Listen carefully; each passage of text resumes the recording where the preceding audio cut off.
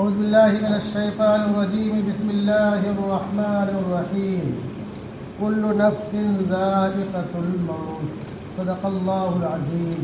عن علي رضي الله تعالى عنه قال قال رسول الله صلى الله عليه وسلم من غسل ميتا وكفنه وحنطه وحمله وصلى عليه ولم يفش عليه ما رأى خرج من خطيئته مثل يوم ولدته أمه. رواه ابن ماجه.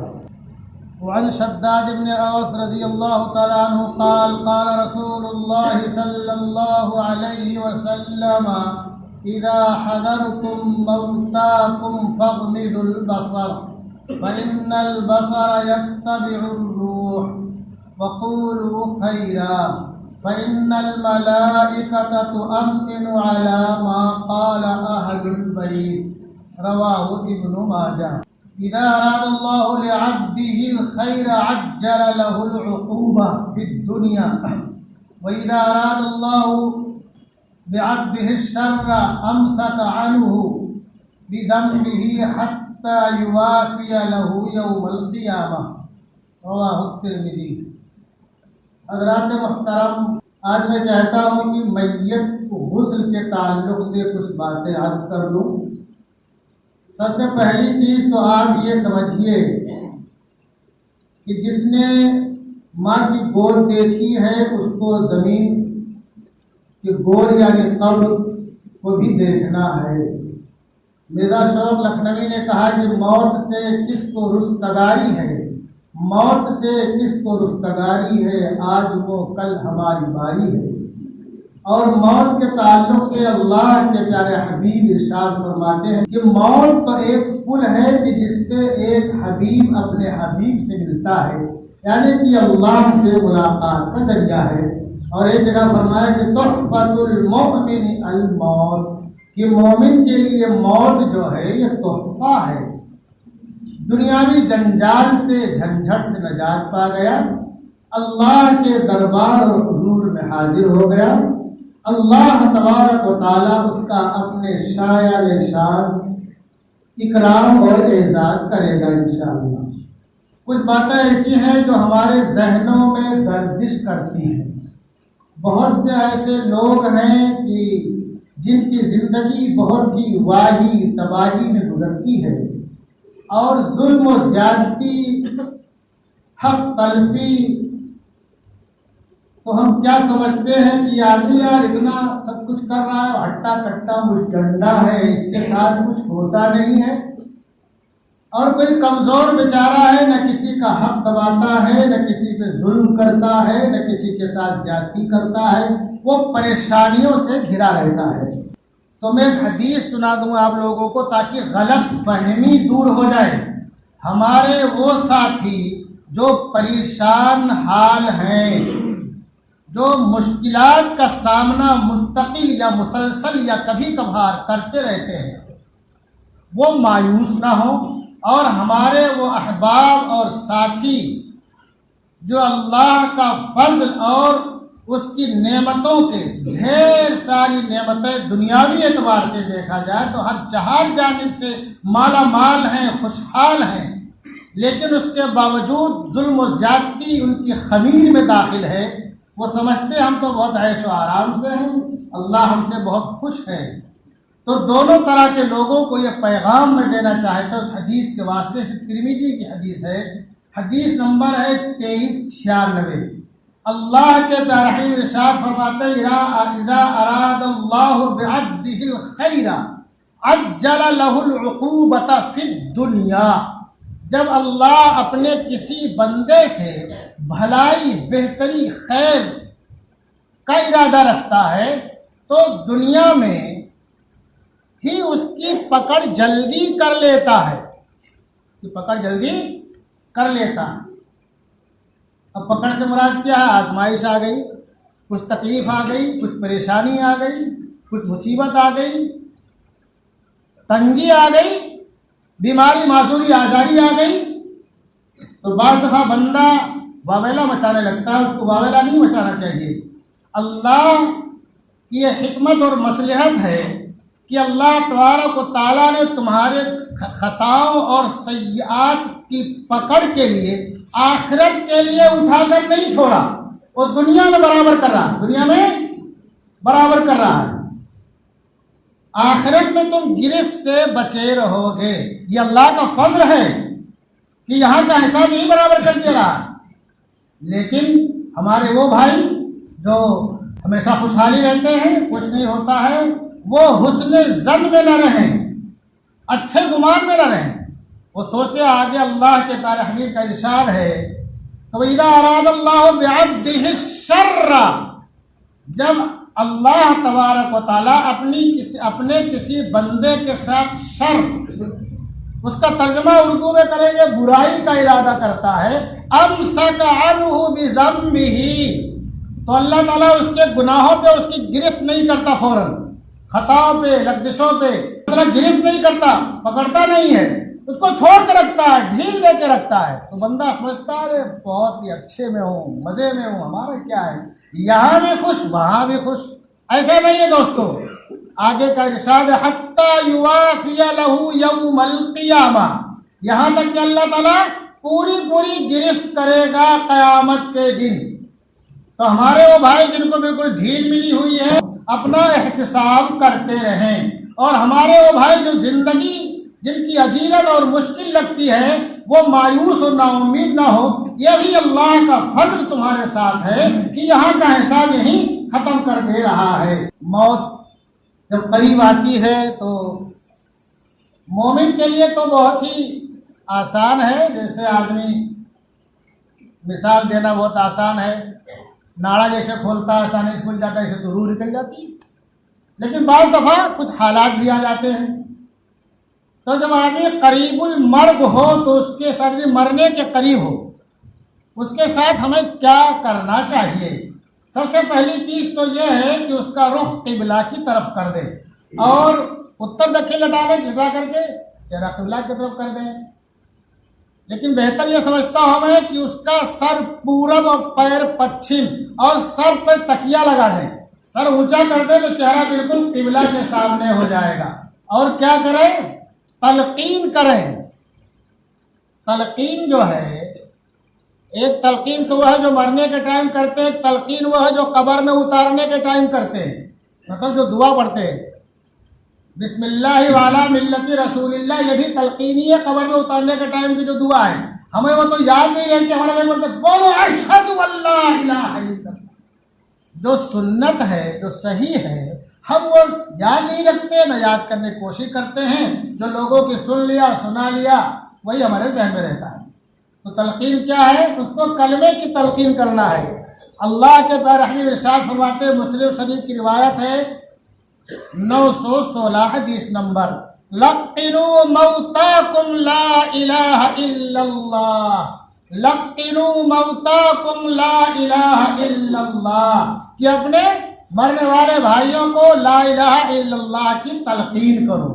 اب تلقین کا یہ مطلب نہیں کہ آپ اس کو جھنجھوڑو کہ پڑھ کلمہ، ایسا نہیں کہا جائے گا کہ بیٹا کلمہ پڑھ لو، ابا کلمہ پڑھ لو، ارے بھائی جان کلمہ پڑھ لو، آخر یہ اس کو ایسا کہیں گے ہی نہیں۔ آپ تھوڑا زور آواز سے کلمہ پڑھیے، کلمہ شہادت پڑھیے، وہ سنے گا تو خود پڑھ لے گا۔ اس کو کہا کیوں نہیں جائے گا؟ کہیں تکلیف میں منع نہ کر دے تو خسرت دنیا والآخرہ ہو جائے، اس لیے اس کو کہنا نہیں، دماغ میں بٹھا لو، مرنے والے کو نہیں کہنا ہے، آپ کو اور پاس میں رہنے والوں کو پڑھنا ہے، تھوڑا زور آواز سے کہ وہ سنیں، چلانا بھی نہیں ہے۔ ایسا کیوں ہے؟ ابو داؤد شریف کی روایت ہے، حدیث نمبر 3116، اللہ کے پیارے حبیب ارشاد فرماتے ہیں من کان آخر کلامہ لا الہ الا اللہ، من کان آخر کلامہ لا الہ الا اللہ دخل الجنہ، کہ جس کا آخری کلمہ زبان سے نکلنے والی بات لا الہ الا اللہ ہو تو وہ جنت میں داخل ہو جائے گا۔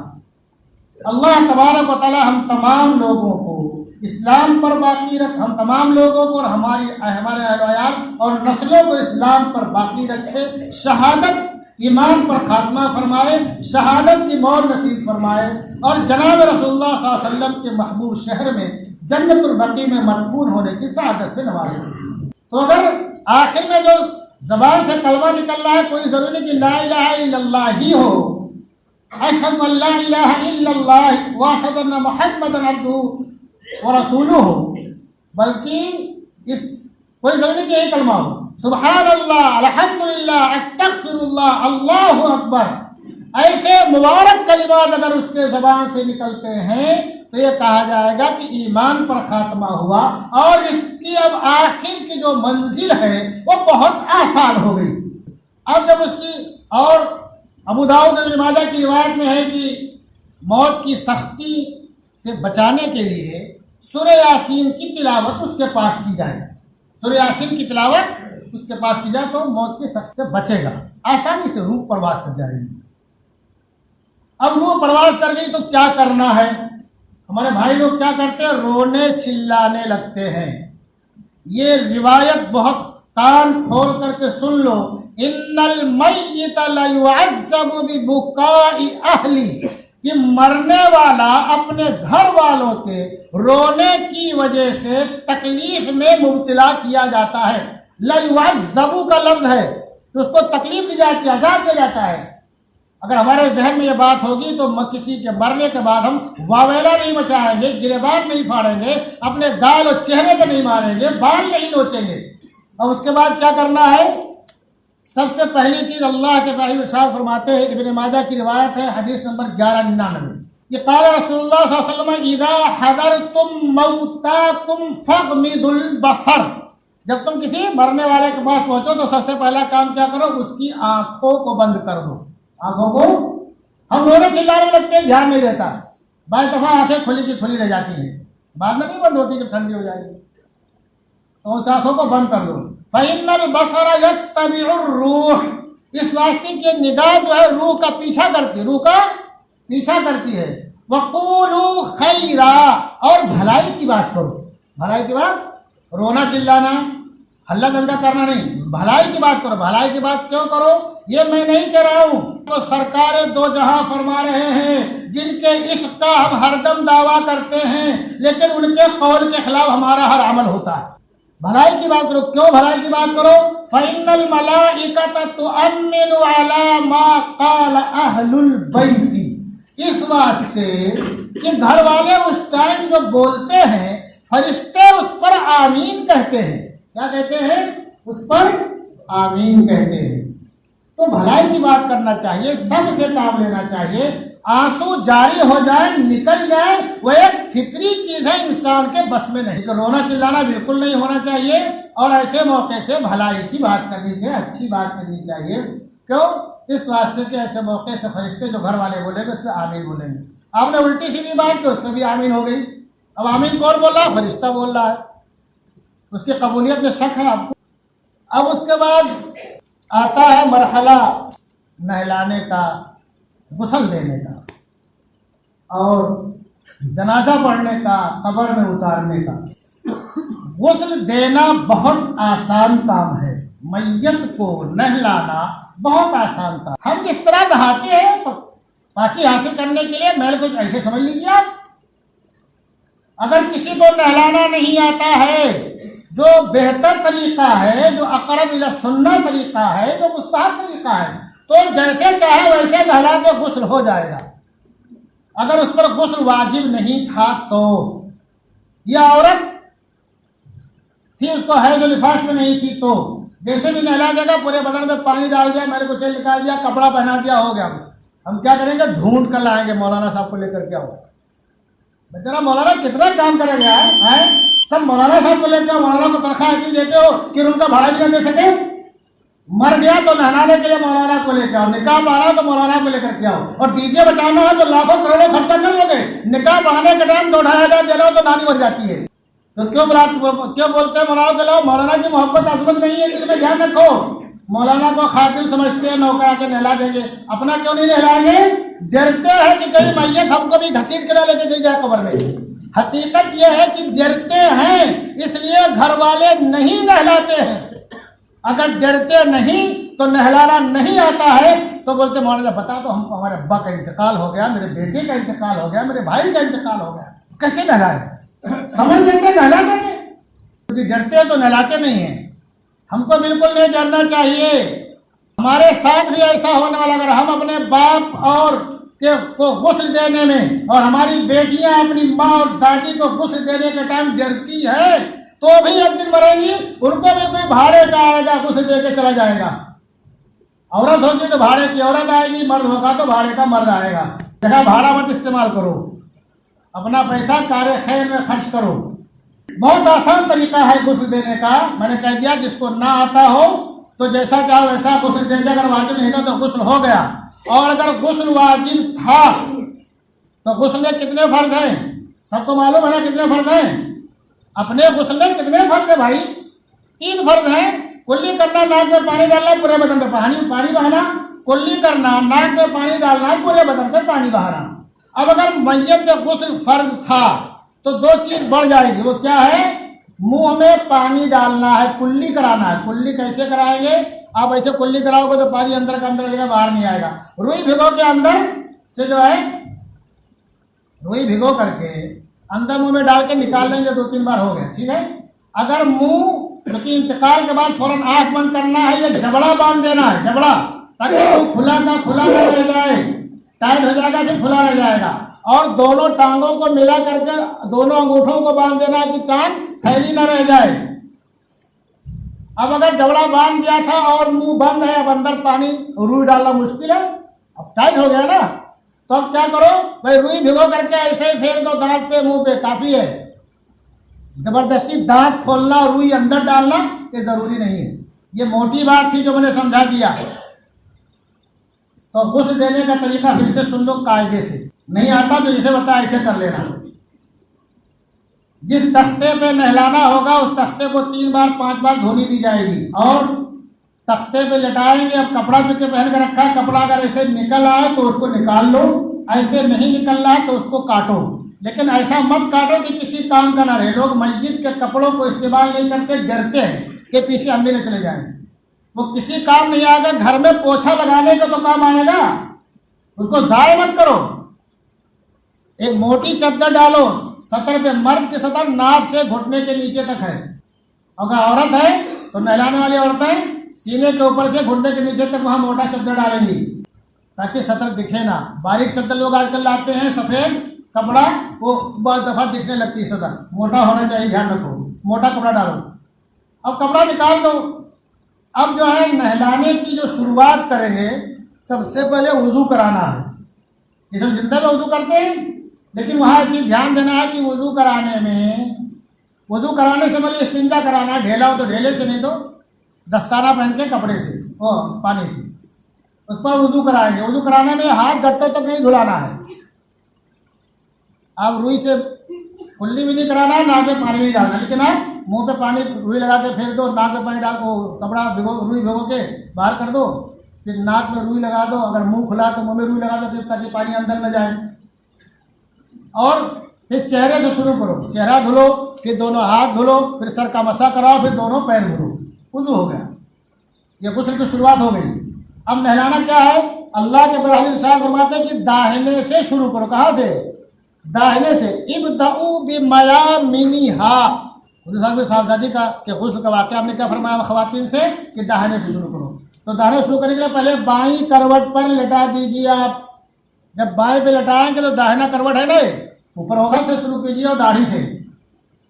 اور پانی نیم گرم پانی ہو بیری کے پتوں میں، ایک بار پانی ڈالیے اور صابن کاٹیے، صابن مسلیں گے نہیں، کاٹیں گے وہ پھینا نکال کے اس کے جھاگ ملیے، دوبارہ پانی ڈالیں گے صابن نکل جائے گا۔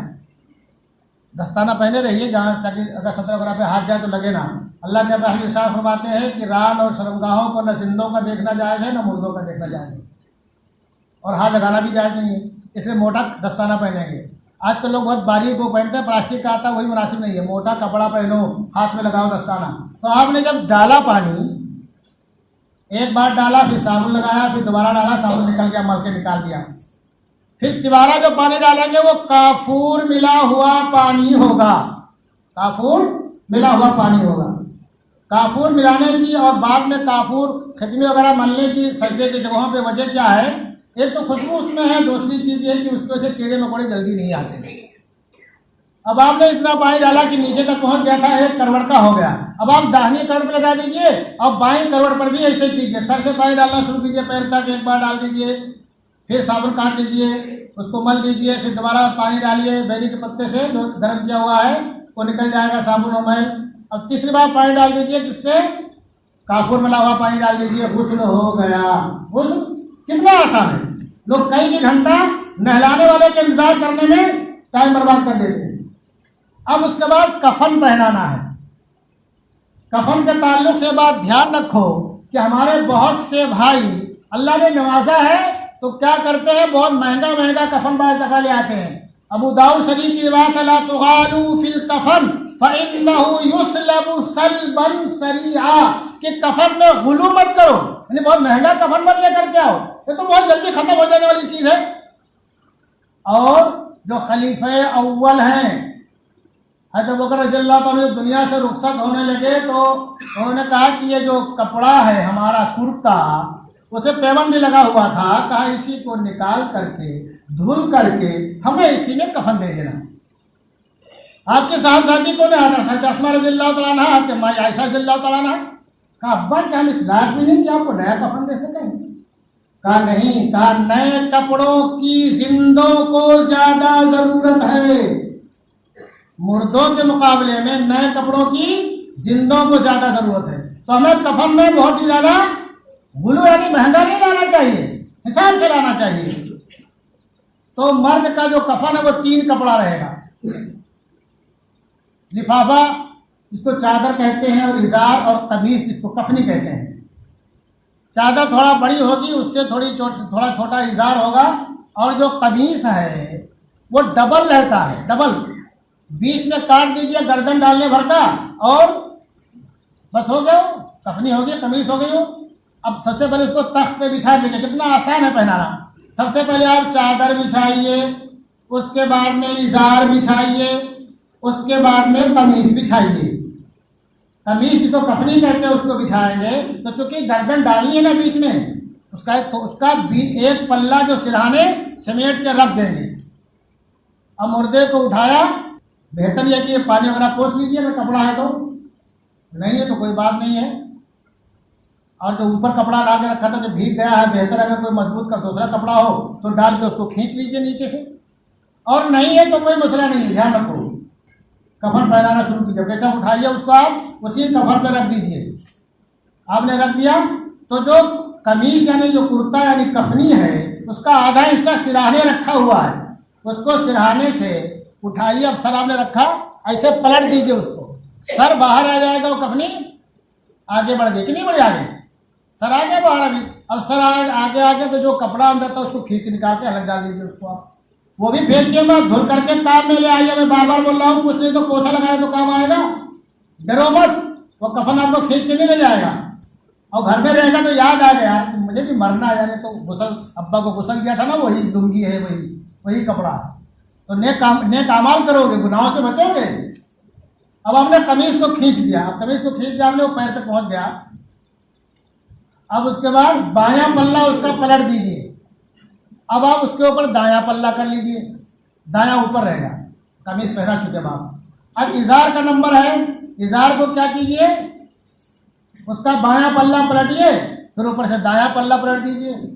اب بچی چادر تیسری، اس کا بایاں پلہ پلٹیے اور پھر اوپر سے دایاں پلہ پلٹ دیجیے۔ کفن پہنا چکے ہم، لیکن جب کفن پہنانے لگیں گے تو قمیص پہنانے کے ٹائم ہی جو اعضائے سجدہ ہیں، داڑھی میں خاص طور سے، سر میں بھی خوشبو کی چیز یعنی ختمی، اور یہ کافور وغیرہ مل دیں گے، گھٹنوں مل دیں گے، اور ہاتھوں میں مل دیں گے، پیشانی پہ، ناک پہ، اور انگلیوں پہ، پیر کے، پھر کپڑا پہنائیں گے۔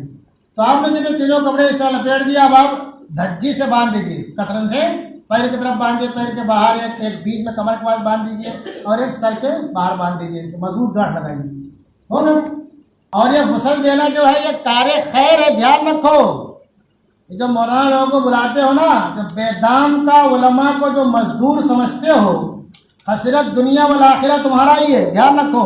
فضیلت کا کام ہے یہ ابن ماجہ کی روایت صفحہ نمبر 105 کتاب الجنائز باب ما جاء فی غسل المیت عن علی قال قال رسول اللہ صلی اللہ علیہ وسلم من غسل میتا وکفنہ وحنتہ وحملہ وصلی علیہ ولم یفش علیہ ما رأى، جس نے میت کو غسل دیا اور اسے کفن پہنایا اور اسے حنوت لگائی، ختمی یہ کافور وغیرہ، اور اس کو پھر لے کر کے گیا قبرستان، وصلی علیہ، اس پر جنازے کی نماز پڑھی، وَلَمْ يُفْشِ عَلَيْهِ مَا رَأَى، یہ جملہ بہت ہی اہم ہے، اس کو سن لو، اور جو میت سے دیکھا اس کو ظاہر نہیں کیا۔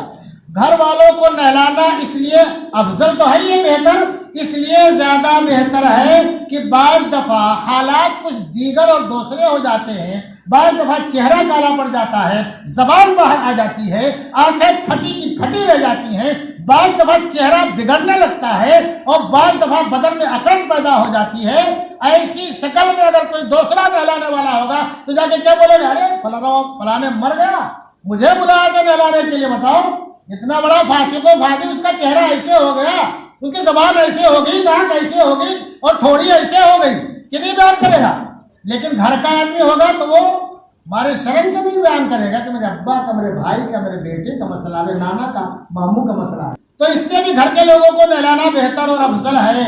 لیکن جو بھی نہلائے تو آپ کیا فرماتے ہیں اللہ کے بڑے حبیب، وَلَمْ يُفْشِ عَلَيْهِ مَا رَأَى، مردے سے جو کچھ دیکھا الٹی سیدھی بات ہے اس کو ظاہر نہیں کیا، اور ظاہر کرنا بھی نہیں چاہیے، چاہے آپ کو دشمن ہی کیوں نہ ہو۔ اگر آپ نے دشمن کو غسل دیا اور کوئی حالت اس کی بدل گئی تو آپ کو ظاہر نہیں کرنا چاہیے، اگر آپ اللہ سے ثواب اور اجر کی امید رکھتے ہو تو۔ آپ کے ساتھ ہو سکتا ہے، کیا پتہ آخر میں کیا ہو۔ پھر آگے فرماتے اللہ کے رحیم، خرج من خطیئتہ مثل یوم ولدتہ امہ، تو وہ اپنے گناہوں سے ایسے ہی باہر آ جائے گا جیسے کہ اس دن تھا جس دن کی اس کی ماں نے اسے جنا تھا۔ کتنا ثواب ہے، کیا میت کو غسل دینا، اس کو کفن پہنانا اور اس کے اعضاء سجدہ پہ سر اور داڑھی وغیرہ میں یہ ختمی وغیرہ لگانا، اور پھر اس کو کندھوں پہ لے جا کر کے اس پہ لے جانا قبرستان تک، جنازے کی نماز پڑھنا، اور اگر کچھ الٹی سیدھی بات دیکھا تو کچھ ظاہر نہیں کیا تو اللہ تعالیٰ اس کے گناہوں کو ایسے ہی ختم کر دے گا اور ایسے ہی پاک صاف ہو جائے گا جیسے کہ ماں کے پیٹ سے جب باہر آیا تھا پاک صاف تھا، گناہوں سے پاک صاف تھا، ایسے ہی پاک صاف رہے گا۔